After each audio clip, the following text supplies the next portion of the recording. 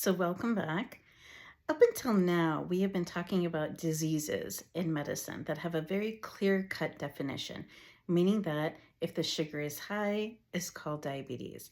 If the cholesterol is high, it's called hyperlipidemia. If the blood pressure is high, it's called hypertension. But today we will be talking about a medical condition, specifically heart failure, also known as congestive heart failure. In the olden days, this was called dropsy because what would happen is the heart would stop pumping blood effectively throughout the whole body and blood would back up. And when it would back up into the liver, which remember is connected to the gut, so it's part of the gastrointestinal system or the digestive system, patients would feel very nauseous, would lose their appetite, and their stomachs would start to swell.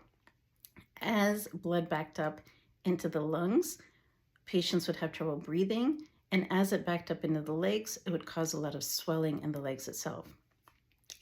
Now, the prevention and or treatment of this condition involves two major things and almost at the same time.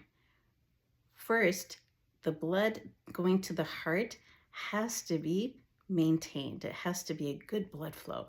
So anything that affects the artery or the pipe taking the blood to the heart or anything that clogs that artery has to be avoided or controlled. So not smoking, controlling the diabetes, and then controlling the hyperlipidemia. Anything that would make the heart work harder also has to be avoided or controlled.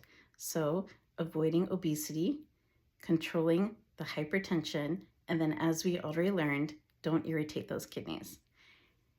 If these things are done earlier is better because then our body doesn't have to adjust by making the heart work harder and setting off heart failure. And with the medical resources out there and the information that's out there through diet, exercise, lifestyle changes, and medicines, this is very doable. It's hard, but it's doable. As the Jedi Qui-Gon Jinn would say, your focus determines your reality. Until next time.